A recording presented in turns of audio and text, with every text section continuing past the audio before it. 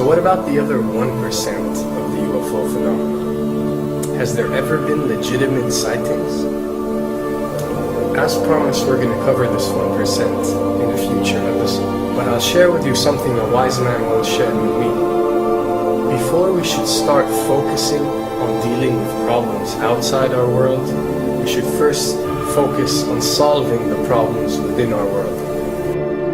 And before you can start solving problems within your world, you first have to solve problems within yourself and within your surrounding environment of family and friends. So basically what I'm trying to say is that we have priorities that we need to focus on first and foremost so we can successfully build our lives and our minds. Now, it's no secret that the difference between what the government knows about UFOs and aliens and what is shared or released to the public is extremely enormous. And unfortunately, governments and several organizations on Earth are taking advantage of the UFO phenomenon to achieve worldly agendas. So why do we see particle beams, huge ones, firing at things that are, you were saying 200,000 Gs? Yep. I mean, go over that. Well, because I think it's part of a test for if there are bad guys out there. Or maybe they're doing preparations for faction. We may be looking at more than one faction. Remember, these groups tend to fragment. They fractally fragment so that you have wars within wars within wars. You know. But why would NASA release that footage? Well, remember, you've got all the good guys in NASA, and then you've got a few who are not good guys. The good guys don't know that there's something to keep secret. Remember, the lie's different at every level. They believe the lies they've been told. So when you set up a structure, an institution, which is supposed to be open and above board and is supposed to present live TV of the shuttle missions, they present live TV. Now, the controllers can't say, oh, well, you can broadcast this, but you can't broadcast that.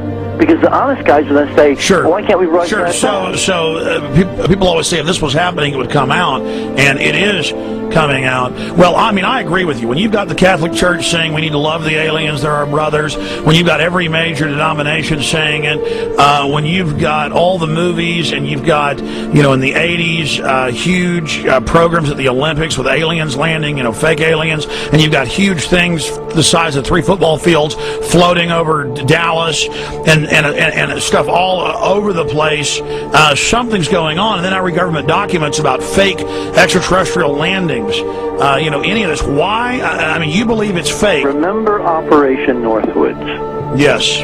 Okay. Or we can go to the, September 11th. Governments do huge, big things to sway populations at key nodal points in history. They love hoaxes. Yeah, well, they manufacture history is what it is. We are building, all my UFO friends, I need to shake them because frankly, they're extremely naive, Alex. They really believe we're building toward disclosure. I believe we're building toward a mass, carefully manufactured, fake event where ETs, who are really humans, who are really part of this secret clique, who are probably Nazis, who have developed and perfected their technology from World War II, which is why you've got to get, Joseph on. They are going to basically fake out the world.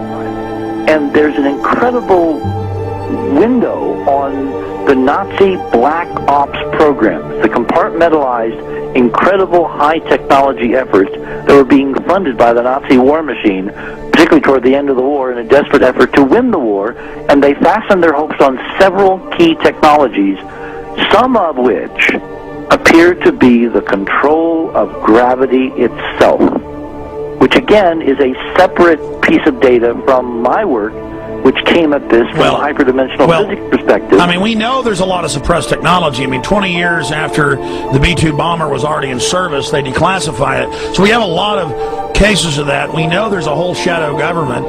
This is technology and physics, Alex, that would make anything you think you know like a candle flame compared to a hydrogen bomb. This is a physics that literally allows you to rearrange time.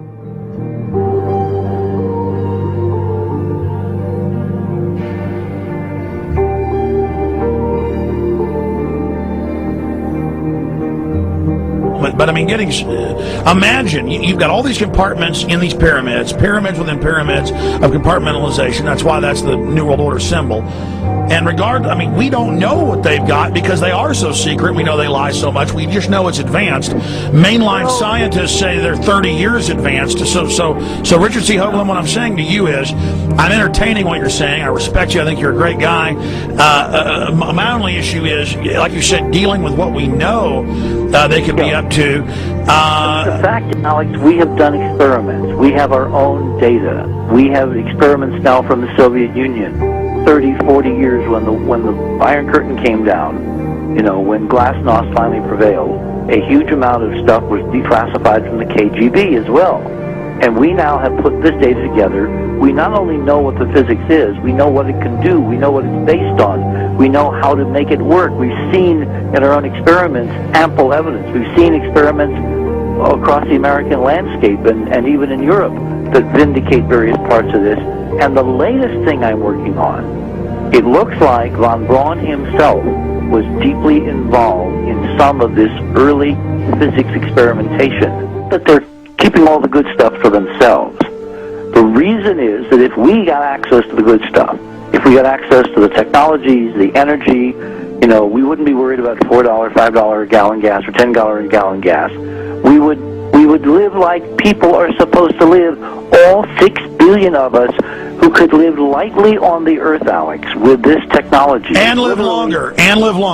Absolutely, and better, and you could live to 200-300 and have the virility of your 20s and 30s. There's extraordinary medical breakthroughs, there's extraordinary physics breakthroughs, technology breakthroughs, energy. It's all been kept away. Think about it. We're already on a planet hurtling through space, all these wonders around you, and you've been taught it's bizarre to question, and that's because there's so many kooks in the alternative movement who do talk about ridiculous, Hollywood-style green men, instead of really looking at the shadow government and all these crazy secret societies that are admittedly running NASA and the shadow government. Well, ladies and gentlemen, during this talk that I'm going to give you, I'm going to explain to you the history of this phenomenon, who the secret government really is, and I will name them by name, beginning group, the study group. I will tell you who they are today.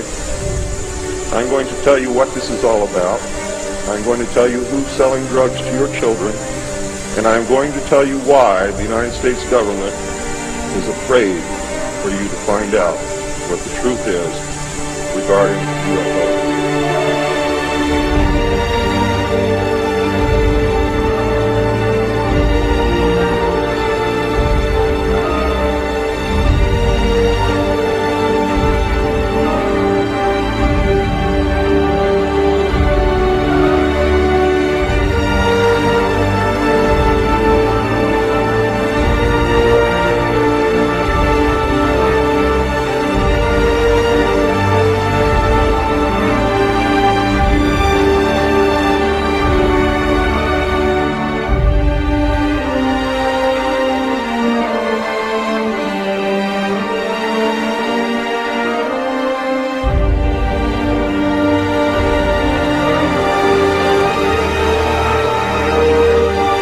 And it turns out that even though she remembered that she'd been part of the team to debrief the astronauts, she couldn't remember a thing that they said. She couldn't remember why she no longer was working with NASA. She couldn't remember. In other words, her memory lapses were enormous, and I don't think they were feigned, because we now found the same pattern in all the flight crews. Because the awful truth, Alex, is they have been brainwashed. They have been mind controlled. They have had a technology, a very sophisticated technology, which took away the real missions that they experienced.